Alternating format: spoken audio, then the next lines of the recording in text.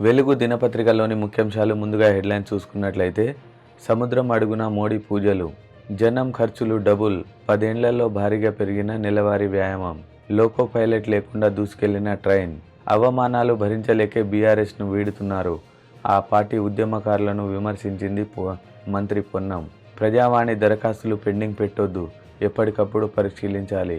అధికారులకు సీఎం రేవంత్ ఆదేశం. మంచి ఎనర్జీ పాలసీ తెస్తాం. బీఆర్ఎస్ పాలనలో సరైన ఎనర్జీ పాలసీ లేదని, తాము అద్భుతమైన పాలసీని తెస్తామని డిప్యూటీ సీఎం బట్టి విక్రమార్క చెప్పారు. బీఆర్ఎస్కు ఎంపీ రాములు గుడ్ బై. ఆ పార్టీతో ప్రయాణం ముగిసిందని ప్రకటన. రాష్ట్ర వ్యాప్తంగా ప్రజావాణి వచ్చిన దరఖాస్తులు 4,90,825, పరిష్కారమైనవి 3,96,224, ప్రాసెస్లో ఉన్నవి 94,601. గెలుపు దిశగా ఇండియా. ఇంగ్లాండ్తో 4వ టెస్టులో ఇండియా విజయానికి చేరువైంది. మేడారంలో ఇంకా భక్తుల కిటకిట.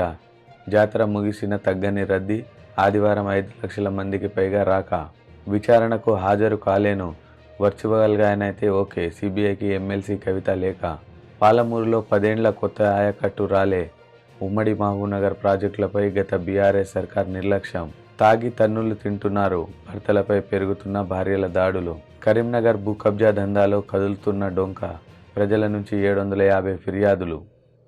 సముద్రం అడుగున మోదీ పూజలు. గుజరాత్లోని ద్వారకా జిల్లా ఓఖా నుంచి అరేబియా సముద్రంలోని బెట్ ద్వారకా ఐలాండ్ మధ్య నిర్మించిన దేశంలోనే అతిపెద్ద కేబుల్ బ్రిడ్జ్ సుదర్శన సేతును ప్రధాని నరేంద్ర మోదీ ఆదివారం ప్రారంభించారు. ఈ సందర్భంగా ద్వారకా ద్వీపం సమీపంలో స్కూబా డ్రైవింగ్ చేసిన అరేబియా సముద్రం లోపల పూజలు చేశారు. డ్రైవింగ్ హెల్మెట్ ధరించి సముద్రం అడుగుకు చేరుకున్న ఆయన అక్కడ నెమలి పింఛాన్ని ఉంచి కృష్ణుడికి దండం పెట్టుకున్నారు. జనం ఖర్చులు డబుల్, 10 ఏళ్లలో భారీగా పెరిగిన నెలవారీ వ్యయం. రాష్ట్రంలో ఒక్కొక్కరి ఖర్చు పల్లెల్లో 4,802, పట్టణాల్లో 8,158. ఇది దేశ సగటు కన్నా ఎక్కువ. రాష్ట్రాల జాబితాలో తెలంగాణ టాప్ 5. దేశంలో ఖర్చులు సిక్కింలో అత్యధికం, ఛత్తీస్గఢ్లో అత్యల్పం. నేషనల్ షాంపిల్ సర్వేలో వెల్లడి. రాష్ట్రంలో ప్రజల ఖర్చులు భారీగా పెరిగాయి. నెలవారీ తలసరి ఖర్చులు దేశ సగటుతో పోలిస్తే తెలంగాణలోనే అధికంగా ఉన్నాయి. రాష్ట్రంలో ఖర్చులు గత 10 ఏళ్లలో రెట్టింపయ్యాయి. వివిధ రాష్ట్రాలతో పోల్చి చూస్తే తలసరి ఖర్చులో మన రాష్ట్రం దేశంలో 5వ స్థానంలో ఉంది. నేషనల్ షాంపిల్ సర్వే ఆఫీస్ చేసిన కుటుంబ ఖర్చుల సర్వేలో ఈ విషయాలు వెల్లడయ్యాయి. సర్వేలో భాగంగా దేశవ్యాప్తంగా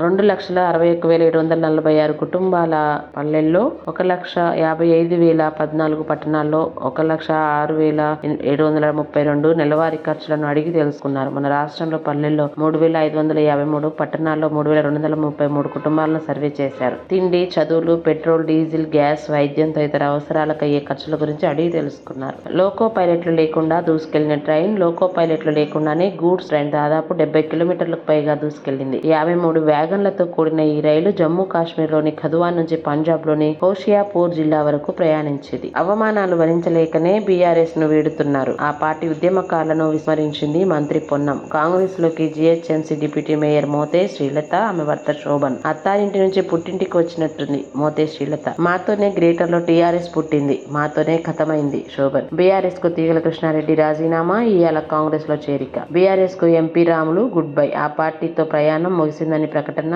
పార్టీ మీటింగ్లకు పిలుపు అందకపోవడంతో అసంతృప్తి. ప్రజావాణి దరఖాస్తులు పెండింగ్ పెట్టొద్దు, ఎప్పటికప్పుడు పరిష్కరించాలి. అధికారులకు సీఎం రేవంత్ ఆదేశం. నిర్లక్ష్యంగా వ్యవహరిస్తే చర్యలు తప్పవని హెచ్చరిక. అప్లికేషన్లపై ప్రతి వారం రివ్యూ చేయాలని సూచన. ప్లానింగ్ కమిషన్ వైస్ చైర్మన్ చిన్నారెడ్డికి ప్రజావాణి బాధ్యతలు. జిల్లాలు, నియోజకవర్గాల్లో మరింత విస్తృతంగా కార్యక్రమం నిర్వహించాలని నిర్ణయం. మంచి ఎనర్జీ పాలసీ తెస్తాం. బీఆర్ఎస్ పాలనలో సరైన ఎనర్జీ పాలసీ లేదని, తాము అద్భుతమైన పాలసీని తెస్తామని డిప్యూటీ సీఎం బట్టి విక్రమార్క చెప్పారు. మంగళవారం చెవెళ్లలో 200 యూనిట్ల ఫ్రీ కరెంట్, 500 రూపాయలకే గ్యాస్ స్కీమ్లను ప్రారంభిస్తామని చెప్పారు. గెలుపు దిశగా ఇండియా. ఇంగ్లాండ్తో 4వ టెస్టులో ఇండియా విజయానికి చేరువైంది. ఆ జట్టు ఇచ్చిన 192 రన్స్ టార్గెట్ చేజింగ్ లో 3వ రోజు చివరకు 40/0తో నిలిచింది. 2 రోజుల ఆట మిగిలి ఉన్న మ్యాచ్ లో ఇండియాకు 152 రన్స్ అవసరం. మేడారంలో ఇంకా భక్తుల కిటకిట. జాతర ముగిసినా తగ్గని రద్దీ. ఆదివారం 5 లక్షల మందికి పైగా రాక. మొదలైన పారిశుద్ధ్య పనులు. రంగంలోకి 1,200 మంది కార్మికులు. శాశ్వత అభివృద్ధి పనులు చేపడతాం మంత్రి సీతక్క.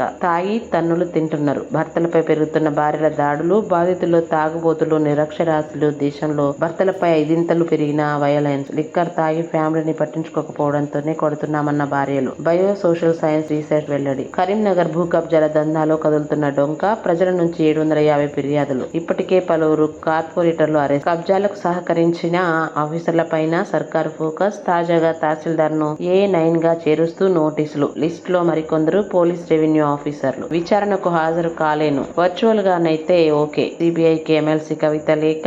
రాజకీయ కుట్రతోనే నోటీసులు ఇచ్చారని ఆరోపణ. 41A కింద ఇచ్చిన నోటీసును ఉపసంహరించుకోవాలని విజ్ఞప్తి. 26న విచారణకు హాజరు కావాలని ఇటీవల సిబిఐ నోటీసులు. పాలమూరులో 10 ఏళ్లల్లా కొత్త ఆయకట్టు రాలే. ఉమ్మడి మహబూబ్ నగర్ ప్రాజెక్టులపై గత బీఆర్ఎస్ సర్కార్ నిర్లక్ష్యం. పాలమూరు రంగారెడ్డి పనులు 55% పూర్తి. రిజర్వాయర్లు, పంప్ హౌజులు, కాలువలు పెండింగే. రాజకీయ కారణాలతో కొడంగల్, నారాయణపేట పక్కకు కల్వకుర్తి, నెట్టెంపాడు, భీమా లిఫ్ట్ స్కీమ్లకు కాలువలు నిర్మించలే. ఎల్లూరు పంప్ హౌజుల మునిగిన మోటార్లను రిపేర్ చేయించలే. చెరువుల కింద సాగునే కొత్త ఆయకట్టుగా తప్పుడు లెక్కలు.